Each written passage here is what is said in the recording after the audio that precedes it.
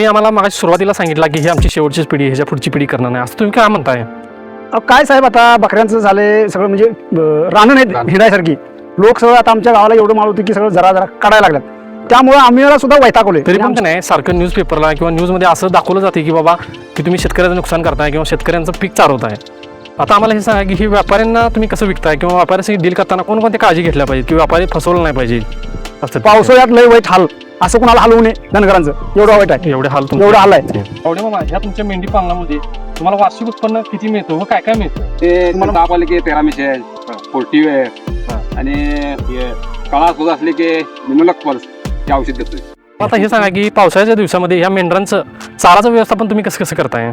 पर्यंत तुल्लू बघून दर निघतोय. बरं. बारीक असलं तर जरा दर कमी येणार, मोठा असलं तर जरा जास्त निघणार. मग आम्ही मोठं आम्हाला बी कळतंय हे पिल्लू कितीला जाते ते, मग आम्ही दर सांगतो ना एवढं एक 10-12 हजार दर सांगतोय. मग तेवढ्याबद्दल काय आता हाय चारा आम्ही व्हिडिओ टाकतोय. गड कोपरा मोकळं बांध असं छत्री मोकळं हिंडवायचं. सकाळपर्यंत उठून डाळा आणायचं, पिल्ली घालायचं, बटाटा घालायला लागते, त्याची औषध पाणी करायला लागते. तुमचं शिक्षण किती झालंय? तुम्ही शिक्षण शाळेला गेलता काय? शाळा आम्हाला घातली होती, पण त्यात आम्हाला काय नॉलेज नव्हतं, त्यामुळे आम्ही शाळा गेलेला नाही. तर त्याला रासायनिक बी राखायला लागतो. काय आपलं कोण रासायनिक पाऊस पडू दे नाही पडू दे, तिकडे चोरीचं भाग चोरीचं प्रमाण जास्त असतोय. आणि पिळभर बकरी राखायचं आणि रासारी पण पाळलं. लांडगी बी लय, आणि लांडग्याचं एक तिकडे लांडगी लय, त्यामुळे आम्ही रोज एक चौघजण रासायनिक राहायचं. या मेंढी पालनामध्ये कोणकोणत्या प्रकारच्या मेंढी असतात व ते पाळल्या पाहिजेत ते तुम्ही काय सांगू इच्छिता याबद्दल? पावसाळा चालू झाला की इकडे जास्त पाऊस पडतोय, तिथनं आम्ही जेवण महिन्यात बकरी बाहेर काढतोय. तिथनं मग इकडं सांगोला, मंगळवेढा ह्या भागाला पाऊस कमी आहे त्या भागाला जातोय. नमस्कार मित्रांनो, मी तुमचा रोहित. तुमचं स्वागत आहे पॉलिटिकल ऍस्पिरंट या युट्यूब चॅनेलवर. मित्रांनो, आज आपण शेंडी पालन हे कसं केलं जातं या विषयावर आपण माहिती घेणार आहोत. आज आपल्यासोबत असणार आहेत बापूसो गावडे. हा त्यांचा पारंपरिक व्यवसाय आहे. त्यांच्या मागं या 3 पिढ्यांचा अनुभव त्या मागे आहे. मित्रांनो, तुम्हाला ही गावामध्ये राहून हा व्यवसाय करायचा असेल तर हा व्हिडिओ शेवटपर्यंत नक्की बघा. यामध्ये आपण त्यांच्याकडून जाणून घेणार आहोत की मेंढी पालन हे कसं केलं जातं, त्यांच्यावर आजार कोणता येतो, त्यावर उपाय काय केले पाहिजे हे आपण यामध्ये पाहणार आहोत. तसेच चाराचं नियोजन कसं करणार आहे हे आपण यामध्ये पाहणार आहोत. तसेच कमी खर्चामध्ये जास्त उत्पादन कसं काढायचं हे आपण त्यांच्याकडून जाणून घेणार आहोत. तसंच यामध्ये उत्पन्नाचे सोर्स काय काय आहेत, जेणेकरून लोकर असेल, दूध असेल, हे आपण ह्यामधून पाहणार आहोत. मित्रांनो, आपल्या गावामध्ये राहून हा व्यवसाय सुरू करायसाठी एक चांगली संधी आहे. मित्रांनो, हा व्हिडिओ जर तुम्हाला आवडला असेल किंवा चांगला वाटत असेल तर शेवटपर्यंत नक्की बघा, कारण ही एक तुमची सुरुवात होऊ शकते.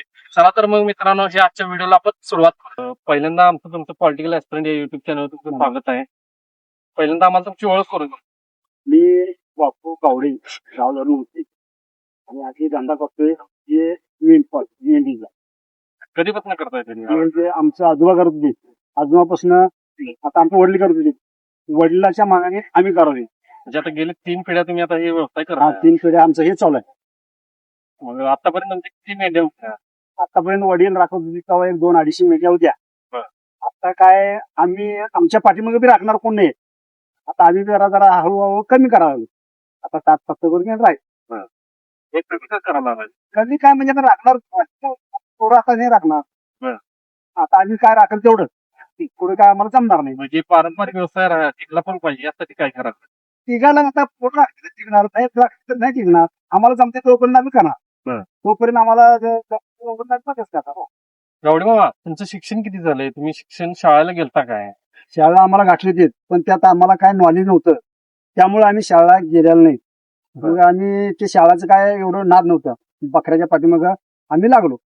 मग ती बकरी राखत राखत आमचे वडील राखत होते, ते आता वडिलाच्या मागे आम्ही राखायला चालू केलं. तुम्ही शाळा वेळा शिकलेला नाही, मग ह्याचा तुम्हाला अनुभव कसे येत गेले ह्या सगळ्या गोष्टींचा? अनुभव काय, आता वडील राखत होते, वडिलाच्या माघारी आम्ही हे हान म्हणतात, आम्ही तसा अनुभव घेत गेलाय. तुम्ही करत करत त्यांच्या मागणं तुम्ही शिकत गेलाय. हा, त्या वडिलांच्या माघारी आम्ही सगळे हे करत गेले.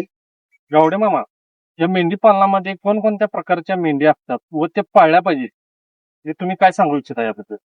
आता त्यात बरेचसेच 2-3 फरक आहेत त्यात. आता साधी पण आहेत, परत मंडाळ आहेत, माडग्याळ आहेत. त्यामध्ये चांगलं बघायला गेलं तर ते माडगाळमध्ये बरं, ती का चांगला आहे मला ती जरा उंच असतात, चांगली कमरेड असतात, गाठी होत्यात, त्यामुळे ते चांगले. आणि हे आता तुमच्याकडे आहेत कुठल्या प्रकारचे? ही आम्ही हाय आमची निगरवरी साधेवरी आम्ही हे राखल्या. हेच का तुम्ही पाळा ह्याच्याबद्दल तुम्ही काय सांगता? त्याच्याबद्दल सांगू इच्छितो म्हणजे ती आमच्याकडे चालत नाही, वातावरण आमच्याकडे नाही, ते वातावरण आपल्यासाठी सूट होत नाही सूट होत नाही. हे आपल्यासाठी सुटेबल आहे. हे चालते, हे कसं पण पाऊस असू ऊन असू हे आपल्याकडे हे वातावरण चालतंय. ते कुठल्या प्रकारचे आहे म्हणलं हे ही आपली साधीच आहे. साधी हा. पण ह्याच्यापासून कोणकोणते उत्पादन मिळत आहे तुम्हाला? त्याच्यापासून उत्पादन म्हणजे आता काय पिल्ल्यांचंच उत्पन्न मिळणार. किल्ल्याचं उत्पादन. हा, वर्षातनं 1-2 वेळा येते. हा. त्याचं काय असेल ते उत्पन्न तेवढंच आम्हाला मिळते. लोकरचं काय यात? लोकरचं काही नाही, आम्ही आता लोकर टाकून देतोय. लोकरला कोणी येत नाही न्यायला.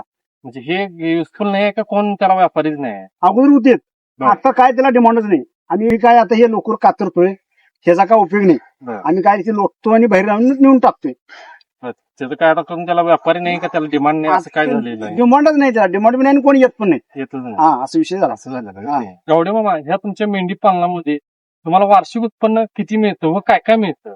तुम्हाला माझं गणित तुम्हाला सांगतो. माझे 50 मेंढ्या आहेत. 50 मेंढ्यात उत्पन्न आता किती एक गाभण जात्यात, ते 30-35 मेंढ्या त्यात वर्षाच्या कधी गाभण जात्यात.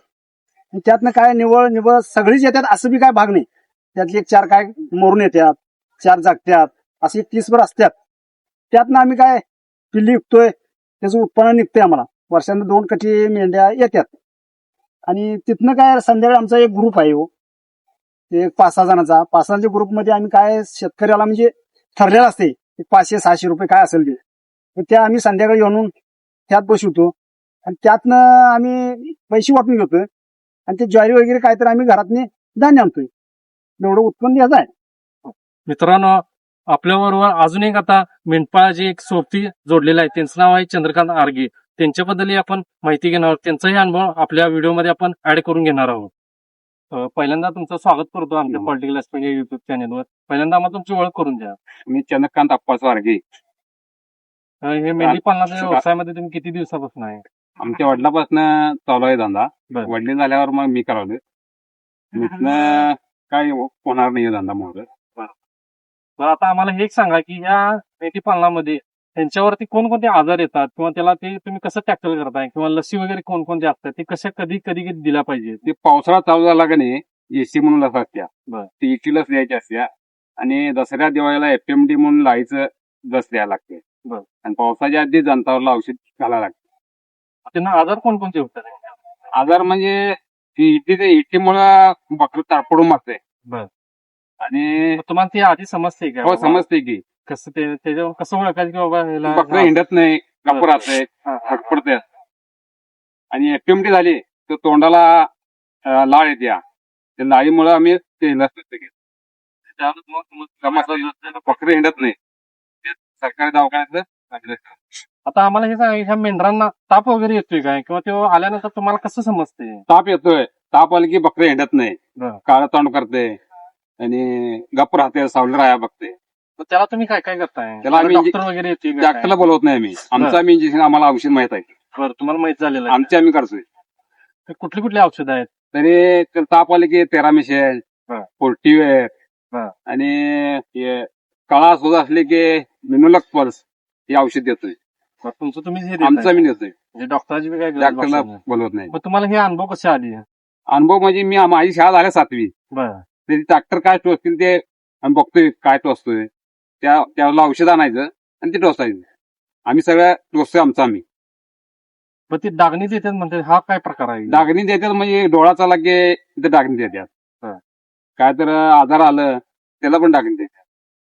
त्याच्यानं सुद्धा राहत नाही. मित्रांनो, आता आपण त्यांचं चारा व्यवस्थापन पाहणार आहे. आम्हाला हे सांगा की तुमचं दिनचर्या कशी असते किंवा यांना चारा पाणी हे कसं कसं तुम्ही दिवसभरामध्ये देता? आणि आम्ही सकाळी 5 वाजता उठतोय.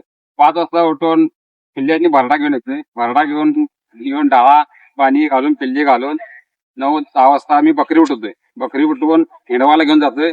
असं कुठं तर रानात हिंडवायची, कोणाचं शेतकऱ्याचं काय तर विचारून करून चारायचं आणि असं दुपारी 6ला बसवतोय. 6ला बसून भाकरी खाऊन मग तिथनं बकरी उठवून मग हिंडवत रानात आणतो. रानात शेतकऱ्याच्या रानात पचवायला खतासाठी आम्ही घेऊन येतो. मग तिथनं संध्याकाळी दूध पिऊन घरी जातोय. मग तिथनं जेवण येऊन वस्तीला बकऱ्यापाशी वस्तीला येतोय.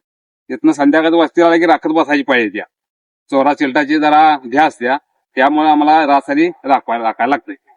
तेवढे तुम्ही चाऱ्याबद्दल काय काय सांगू? चाराबद्दल काय आता हाय चारा आम्ही व्हिडिओ टाकतोय. कड कोपरा मोकळं बांधचं असं त्यात मोकळं हिंडवायचं. सकाळपर्यंत उठून डाळा आणायचं, ती घालायचं, भरडा घालायला लागते, त्यासाठी औषध पाणी करायला लागते. हे सगळं आणून सगळं 10 वाजता म्हणजे आम्ही राहतो घरी. संध्याकाळी जायला आम्हाला घरी जायला म्हणजे काय टायमिंग नाही. तर हे चाराचं नियोजन कसं करताय? तुम्हाला एका गावामध्ये हे सगळा चारा मिळते काय? का तुम्ही बाहेर कुठं कुठं काय काय जाताय काय? भाई एका गावात नाही पडत, सगळं मळाबाग पर गावाला असं जाऊन चारा आणायला लागतोय. काय घावल ते लिंब असलं काय हेच पाहिजे तेच पाहिजे असं काही नाही. कसलं पण चारा असेल तर आणून त्यासाठी ते पोट भरायला पाहिजे. पोट भरलं पाहिजे. पोट भरायला पाहिजे असं. तर तुम्ही बाहेर गेल्यानंतर तुम्हाला कोणकोणत्या अडचणी येतात काय? येतात की कोण शेतकरी असते मग तीन दांगा करतात. त्यासाठी आम्ही जरा काय तर सांगायचं, जरा नेणार आहे, मग कोण चांगला असला तर जरा मोठं ने परत येऊ नको असं म्हणतात. मग तसंच आम्ही ते जरा घेऊन येतोय. असं मी तुमच्यावर आरोप केला जातो की शेतकऱ्यांची पिकं तारवलं जात आहे. पिकं नाही, तुम्ही काय हे करणार आहे? पिकं आम्ही चारवत नाही कधी. पिकं नाही त्यांच्या उभं तुमचा आरोप केला जातोय सारखं की तुम्ही शेतकऱ्यांचे पिकं तारवताय, पिकं तारवताय. आता शेतकरी बघा एकाने मिनिट आता पिकडला असेल तर ते जाणारच. मग ते जाणार म्हणल्यावर तिने जरा दांगा करतात. हो तुम्ही आमच्या रानात यायचं नाही, हे नाही ते नाही. नगर काय किती सांगितलं काय ऐकणार नाही, ते येणारच नाही. आपण फक्त आम्ही काय उभारून चालतो एवढंच. त्यांचं पिकाला तुमचा जसा हा व्यवसाय आहे तसं शेतकऱ्याची शेती पण हा व्यवसाय हो आहे ना. आहे की त्याचं नुकसान नाही झालं पाहिजे असं तुम्हाला नाही का? दुष्काळ आम्ही करतच नाही. दुष्काळ नाही करणार. दुष्काळ करून आम्ही कुठं रोज चारायचं आम्हाला. दुष्काळ नाही करणार. पड रानात नाही काय असेल ते हिंडतो आम्ही. नुकसान काय शेतकऱ्याचं करत नाही. पड असलं काय तर माळव चारायचं असलं तर विचारतो, विचारून करून चालतो. तसं शेतकऱ्याचं आम्ही काय नुकसान करत म्हणजे शेतकऱ्याला विचारून तुम्ही बाबा विचारून झालंय चालतो. काय किंवा विचारून काय हे आणि शेतकरी झालं तर पण आम्हाला येऊन सांगतोय बाबा हे चारायचं आहे, चारून जावा असं सांगून म्हणजे जातो. अशी पण तुम्हाला शेतकरी अशी मिळते. चेक करायची आमच्याकडून. म्हणजे तुम्हाला मदत करणारी पण आहे. आणि शेतकऱ्याला कसं आम्ही चारल्या पण एक सूट देतोय, तळ देतोय त्याला. हा ते पण आहे. बसवलं की नाही तुझं एक तापतोय म्हणून आम्ही त्याला सूट देतो 1 दिवसात. आता आम्ही ह्या रानात बसवली. ह्या रानात आम्ही 10 दिवस बसवली. 10 दिवसातलं 1 दिवस त्याला फेरीमध्ये काय ह्याला वर्दळ आहे हो आपण. वर्दळ पाय आम्ही एक सूट देतो. मग ते कोण बी असू शेतकरी लगे असू असा काही. तरी पण का नाही सारखं न्यूजपेपरला किंवा न्यूजमध्ये असं दाखवलं जाते की बाबा की तुम्ही शेतकऱ्याचं नुकसान करताय किंवा शेतकऱ्यांचं पीक चारवताय. त्यात कसं होतं एक कोण तर खडुकणे असतोय. मग येता जाता काय तर एखादं बकरं जातंय. मग ते काय होतंय पीक चारलं असं शेतकरी म्हणतोय. मग एखादं कोणतरी एकटा गेला की मग ते सगळ्यांच्यावर येते असं होतं. म्हणजे असं तुमचं म्हणणं आहे की बाबा एकटा कोणतरी होते किंवा चुकून एखाद्याकडं होते त्यामुळे रस्त्यानं जाताना एखादं तोंड घालतंय. बरं कावडे तुमचं याबद्दल काय मत आहे?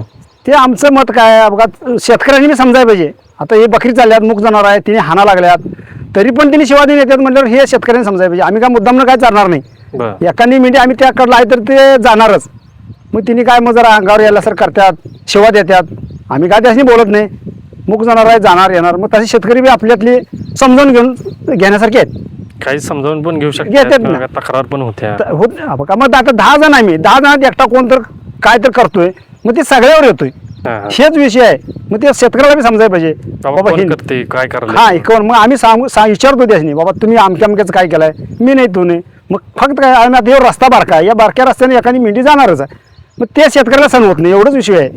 चारत नाहीत आतापर्यंत काय. आता हे तुमचं पिल्लू आहे किंवा तुम्हाला ह्यांचा जिव्हाळा कसा वाटतोय, तुम्ही ह्याच्यावर प्रेम कसं करताय किंवा ह्याला तुम्ही जपताय कसं सगळे एका दृष्टीनं? ह्याला आम्ही आता 2-3 दिवसाचं पिल्लो आहे. 2-3 दिवसातच आहे. 2-3 दिवसाचा आहे. मग याला संध्याकाळी दूध पाजायचं, हऱ्यात घालायचं, भरडात घालायचं. आणि जेव्हा पाठ पेन करतोय आम्ही पिल्ल्यावर ती पाठ लागून येते. बरं आता हे 2-3 दिवसातच त्यांना समजून जाते. होय त्यांची आईपाशी जाते. बरं ते 2-3 दिवस झाले की त्याच्या आई बरोबर ते आपणच पेते. मागणं काय करायला लागत नाही आम्हाला. पेते. आता तुम्ही सांगितलं की हे 2 दिवसाचं पिल्लू आहे म्हणला, मग ह्याचं संगोपन तुम्ही कसं कसं करताय, ह्याची काळजी काय काय घेताय तुम्ही? याला काय दूध पाजतंय, ते आईला पेते. याला टॉनिक पाजते जरा मोठं व्हायसाठी, भरडा खायसाठी. याला 3 महिने आम्ही पाळतोय. 3 महिने नर 3 महिने पाळून मग हे कटिंगला जाते. येऊन इथं बकरी घेऊन जातात कटिंगला येऊन. आणि तिथनं मला भरडात घालायचं आणि हऱ्यात घालून येळभर हऱ्यात असते. मग संध्याकाळी आली की दूध पिते, तिथे ती आईला दूध पिते. हे चरायला त्यांनी कधीपासून चालायला चालवते? नेत नाही याला. त्याला इकायचं असलं तर सोडायचं नाही. सोडायचं. नर आहे 3-3.5 महिने पाळायचं. पाळायचं आणि मग त्याला आम्हाला इकायचं आहे म्हणतात आता इकून टाकायचं. इकून टाकायचं. हा इथे येत्या जागेवर येतात, जागेवरून घेऊन जाते. घेऊन जातात तिने. ठीक आहे. आता आम्हाला हे सांगा की ही व्यापाऱ्यांना तुम्ही कसं विकताय किंवा व्यापाऱ्याशी डील करताना कोणकोणत्या काळजी घेतल्या पाहिजेत की व्यापारी फसवलं नाही पाहिजे? व्यापाऱ्यांचं म्हणजे कसं आहे, आता पिल्लू बघून दर निघतोय. बरं बारीक असलं तर जरा दर कमी येणार, मोठं असलं तर जरा जास्त निघणार. मग आम्ही मोठं आम्हाला बी कळतंय हे पिल्लू कितीला जाते ते. मग आम्ही दर सांगतो ना, एवढं एक 10-12 हजार रुपये दर सांगतोय. मग तेवढं सांगितलं की तिने कमी मागायला बघतात. हा एक 5,000ला द्या, 6,000ला द्या. मग आम्हाला माहित असतं की हे पिल्लू किती हजार आहे. एक 10,000चं पिल्लू देणार असेल तर आम्ही 12,000 सांगतोय. मग ते त्यांच्यात आमचं म्हणजे असं चालूच असतं हे. मग तिने नेणार हे शेगाचंच हा तुम्हाला समजते बाबा हे नेणारच नेणारच आहे. बघायला फक्त झालाय. त्याला पैसे कमी पाहिजे. हा कमी जरा 10,000चं पिल्लू 8,000 मिळालं तर त्याला काय नको झालंय, होय. तो नेणारच आहे. मग आम्ही देतच नाही. आम्हाला एवढं पैसे आलं तर द्यायचं नाही तर द्यायचं नाही, असा आमचा विषय आहे. मग त्याला तुम्ही कसं ओळखता की बाबा ह्यो न्यायला झालाय का बघायला झालाय? नाही त्याला गरज पण असते की त्याला पण समजते. हात टाकतोय पिल्ल्याच्या अंगावर, हात टाकल्यावर ते पिल्लू किती किलो कंबर वजन किती पडतंय आणि ह्याचे पैसे किती होणार आहेत ते त्या खाटक्याला पण माहित असते. मग ते आम्हाला बी आम्ही अंदाजी करतोय हे पैसे म्हणजे ह्या पिल्लू कितीला जाते कितीपर्यंत जाऊ शकते? आम्हाला बी जरा अंदाज कळतोय. मग त्यामुळे आम्ही पण देत नाही. एवढं आलं तर द्यायचं नाही तर आम्हाला द्यायची काय गरज नाही. तुम्हाला एखादा व्यापारी असं फसवलाय किंवा असं काय कुठली एखादी घटना झाली नाही, आम्ही काय? काय धनगर सहसा कोण फसत नाही. फसतच नाही नाही नाही, ते दुखीतच काढून टाकायचं. म्हणजे तुम्ही पक्का झालाय साहेब. होय, त्यात काय विषय नाही. पारंपरिक व्यवसाय असल्यामुळे तुम्हाला काय ह्यामध्ये होय, फसवत नाही. ती कितीला जाते ते आम्हाला माहित आहे. हो हा तुम्हाला ते माहितीच असते माहिती कारण आहे. हो. अनुभव एवढा आहे अनुभव 2-3 आहे. पिढ्याचा असल्यामुळं. आता बारकं जर पिल्लू जन्मलं ते आज जन्माने उद्या एकच झालं तर ह्याला 3,000 रुपये घेतात. 3,000 रुपये येते. आम्ही आणतो इकत बाजारातनं.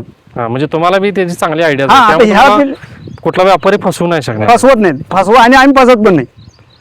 आम्हाला आता हे सांगा की पावसाळ्याच्या दिवसामध्ये ह्या मेंढरांचं चाराचं व्यवस्थापन तुम्ही कसं कसं करताय? चाराचं व्यवस्था म्हणजे बघा साहेब, आता आम्ही आमच्या गावाला जास्त पाऊस असतोय. बरं मग जास्त पाऊस आहे म्हणतो ना आम्ही एक 2-3 महिने की नाही बाहेर खालतो जातोय असं जत साईडला देईन. जत साईडला ते हा, मग तिकडे जरा पाऊस कमी असतोय. मग ते काय तिथं गेल्यावर काय आमचं काय कोण नाहीत. बरं गाव सोडले की आम्ही परदेशीच असतोय. मग तिथं गेल्यानंतर तुम्हाला एखादा अनुभव काय सांगता येईल का? भयान अनुभव असं तुम्हाला काय आलाय का एक दिवस? भयान काय, आता पाऊस असतोय, आमचं काय तिथं घर नाही, दार नाही, काय नाही. पावसात भिजायचं तसंच, रासारी राखायची तसं एवढं राखायचं. पोटाला. मेंढ्या सोडून काय हालायला चालत नाही. काय चहा मिळणार नाही, काय भिजलं की पाणी मिळणार नाही. आता पाऊस पडालाय, काय जेवण खायला बी काय नसते हो. जळण सगळं भिजलेलं हाताने करून खाणार. पाणी मिळत नाही, एक वेळा जेवण मिळत नाही. भिजलेलं असेल तर हाय असं राहायचं, रात्र काढायचं, पुढच्या गावाला जायचं, असं विषय. म्हणजे पावसाळ्या दिवसात कठीण दिवस असतात. पावसाळ्यात लय वाईट हाल, असं कुणाला हलवू नये धनगरांचं, एवढं वाईट आहे. एवढे हाल एवढं हाल आहे, काय मिळतच नाही ना. एक तर गाव सोडून जायला लागते. पाऊस आपल्याकडे जास्त असतोय, त्यामुळे आम्हाला 1-2 महिने जायला लागते, 2-3 महिने. तिथनं मग गावात येतो आम्ही. आणि खरं हाल वाईट, त्या दिवसात तुमचं जास्त हाल होतात. जास्त म्हणजे पोटालाच मिळत नाही. आता पाऊस पडाला, रात्र दिवस पाऊस पडला की खायचं काय आपण, बरं कुठं जायचं, कोणाला आपलं काय इथं घर नाही आहे. करून खावं म्हटलं तर जळण भिजायला असतोय, चहा करून प्यावं म्हटलं तर काहीच नाही. कुठं मिळालं ठीक, नाही तर असं एक दिवस काढायचं आणि जायचं, एवढं हाल आहे आमचा. पावसाळा चालू झाला की इकडे जास्त पाऊस पडतोय. तिथनं आम्ही जून महिन्यात बकरी बाहेर काढतोय. तिथनं मग इकडं सांगोला, मंगळवेढा, जत ह्या भागाला पाऊस कमी आहे त्या भागाला जातोय. आणि एकदा आपल्या पोटाला सुद्धा मिळत नाही. पाऊस आला की जळानं गावात नाही, भिजलेलं असते. तिथनं मग रासारी तसंच बसायचं आणि सकाळपारी दुसऱ्या गावाला जायचं. तिथनं मग काय तर खायचं का हॉटेलात नाही, मग तिथनं मग आणि मोरं जायचं. असं का पायी करत आम्ही विजापूर, मंगळवेढा या भागाला जातोय. आणि हाल लय होते तिकडे. तर त्याला रासारी बी राखायला लागते हो. रासारी तिथं काय आपलं कोण नसतं. रासारी पाऊस पडू दे नाही पडू दे, तिकडे चोरीचं भाग लय आहे. चोरीचं प्रमाण जास्त असतोय. आणि रासारी टिळभर बकरी राखायचं आणि रासारी रात्री पण पण पाळायला बघ. लांडगी लय, आणि लांडग्याचं एक तिकडे लांडगी लय, त्यामुळे आम्ही रोज एक 4-4 रासारी राहायचंच. आमचा ग्रुप दांडगा असतोय, 20-25 जण असतोय मी खालते गेलं की. मग त्यामुळे आम्ही रोज पाळीनं उठवायचं, 1-2 तास राखायचं, 2 दुसऱ्याला तास उठवायचं. आम्ही पाळी करतोय. पण आम्ही कशाला दाखवला देत नाही. हे आणि सगळी एकदा मेंढरं- त्या भागाचे लोक असं आहेत की एकदम ग्रुप होऊन येतात बरं. बकरी चोरासाठी. दगड दगड फेकत्या, फेकतोय. हा हा अंगावर तेव्हा येतात. सुद्धा आम्ही हे करतोय उत्तर त्यांना. देतात. उत्तर देतोय. मग त्यामुळे आमची लोक जास्त येतात. आमची बी काय मग मुरदाडच असतात. आमच्या सगळं गोळ पण असते, दगड असतोय. मग आम्ही बी त्याशी बुजून लावून देतो. मग त्यांची आता गाव त्यांचं आहे, होय. लोक किती आहेत ते आम्हाला माहित नाही. आम्ही आहे किती 20-25 जण. मग त्यामुळे तिने बी त्या चोर करणार असेल तर त्याला बी जरा भी आहेच, आहेच की. तिने भिवून जातातच. मग आम्ही कशाला काय धक्का लावू देत नाही. मित्रांनो, आता आपल्यासोबत एक शेतकरी मित्र पण जोडलेले आहेत. त्यांच्याकडूनही आपण जाणून घेणार आहोत की ह्या मेंढरांपासून काय त्यांना बेनिफिट मिळतात किंवा त्यांनाही कोणत्या मेंढपाळांच्या पासून कुठला त्रास झाला आहे का हे आपण यामध्ये जाणून घेणार आहोत. पहिल्यांदा तुमचं पॉलिटिकल ॲस्पिरंट या यूट्यूब चॅनल तुमचं स्वागत आहे. पहिल्यांदा आम्हाला तुमची ओळख करून द्या. माझं नाव सुनील बाळासू चव्हाण. मी शेतकरी आहे. ही शेती आपली आहे. शेती करताय तुम्ही. शेती करतोय. तुम्ही आता आम्हाला हे सांगा की ह्या मेंढपाळापासून किंवा तुमचं शेतीमध्ये काय नुकसान झालेलं आहे का आजपर्यंत? नुकसान काय होत नाही सोडा. हे कसं आहे, मोकळ्या शेतामध्ये ही चारतात, कडज बांधून चारतात. तरी पण असं आता तर आम्ही सांगतोय, चार लोकांना सांगतोय, आणि संबंधित असल्यामुळे काय बोलता येत नाही. बोलता येत नाही. असा विषय आहे. आता हे तुम्ही शेतामध्ये ह्याचं तुम्हाला शेतीमध्ये काय काय फायदे होणार आहे त्यामध्ये? कसं आहे माहिती काय, आता आपण शेणखत आपल्याला पहिला मिळत बरं. नाहीत, जनावर सगळी फार कमी व्हायला झाली, लागले. आणि त्याचा खताचा दर बघितला तर 1 ट्रॉली 3000 रुपयाला आहे. आणि ते खत भरणे, उतरणे, वाहतूक हे सगळं मिळून ते जाते आपल्याला 4000 रुपयाला. आता ह्यामध्ये कसं आहे, शेताला जवळजवळ मला वाटतं एक 60 डबं टाकलं तर 24,000 रुपयाचं खत लागतंय, आणि ते विस्कळायचं स्वयंपाक ते परत आणि परत हे असतंय, ते खर्च आल्यामुळे असतोय. त्यामुळे की नाही मी मेंढी बसवण्याचं हे केलंय. ह्यात कसं आहे, काय लागत नाही आपल्याला, ह्यांचं हे करतात, सगळं रान हे होतंय, आणि त्यामुळे उत्पादन आपलं वाढतंय. त्याच्यामुळे तुम्ही बसवायचं. त्यामुळे हे बसवायचं. तुम्ही आम्हाला मागाशी सुरुवातीला सांगितलं की ही आमची शेवटचीच पिढी, ह्याच्या पुढची पिढी करणार नाही, असं तुम्ही काय म्हणताय? काय साहेब, आता बकऱ्यांचं झालंय सगळं, म्हणजे रानं नाहीत हिंडायसारखी. लोक सगळं आता आमच्या गावाला एवढं माळ होती की सगळं जरा जरा काढायला लागल्यात. त्यामुळं आम्हाला सुद्धा वैतागलोय, आणि आमची पोरं तर काय आता बकऱ्यात येत नाहीत, कुठं तरी नोकरी. आणि ज्याच्याकडे बकरी आहेत, मस्त आमच्याकडे 1000 बकरी जर असली, बोरगा माझा चांगला आहे, माझं उत्पादन पाठीमागे जास्त आहे, त्या पोरग्याला मुली कोण देतात का बघा? देणार नाहीत. पोरगं काय करते, बकरी आहेत, बागा करतोय, बकरी राखतोय, तरी पण मुली देत नाहीत. त्यामुळे आम्ही हे धंदा बंद करणार आहे. आता काय तर कुठं तर सरकारी नोकरी लागून दे किंवा खाजगी लागून दे, ह्या धंद्यात पडायचं, आणि आम्ही आहे तोपर्यंतच, आम्हाला जमते तोपर्यंत करणार, आम्ही ना जमत नाही त्याची आम्ही मोडून टाकणार, एवढाच विषय आहे तेवढा. पण हे तुमचं पारंपरिक व्यवसाय आहे, हे टिकला पण पाहिजे, ही मग आम- संस्कृती आहे तुमची. आम्ही असं पत्र टाकणार आहे, मोहर आपली आमची पिढी आहे, करणारच नाही नाही, म्हणजे नाही. तुम्ही. पोरं करणारच नाहीत आता, पोरं आता सगळं जाणार. आमची पोरं येत नाही तिकडे. बरं. आम्ही आहे तोपर्यंत ते बांधा आहे, तिथनं पुढे आम्ही राखणारच नाही. आमच्या पाठीमागे राखणार कोण? आमच्या अगोदर कसं वडील राखत होते, वडिलांच्या पाठीमागे आम्ही राखलो, आता आमच्या पाठीमागे पोरं राखत नाहीत. का तर पुरी नाहीत, पुरीचा शॉर्टेज आलाय. म्हणजे तुमचं असं म्हणणं आहे की त्यांना पोरी देत नाही पोरी किंवा देत नाही. चारायला माळ कमी पडायला लागली, होय. त्यामुळे हा व्यवसाय तुम्हाला आता कमी कमी करत कमीच होणार आहे ते, कमीच होणार. कमीच होणार. आता आम्हीच आम्हाला तुमच्या बाद झाली. दोघांचा मनापासून आभार मानतो की तुम्ही आम्हाला ह्या मेंढराबद्दल तुम्ही एक चांगल्या पद्धतीने माहिती दिला, तुमच्या समाजाबद्दलही आम्हाला थोडक्यात सांगितला, त्याबद्दल तुमचं अनेकदा मी मनापासून आभार मानतो.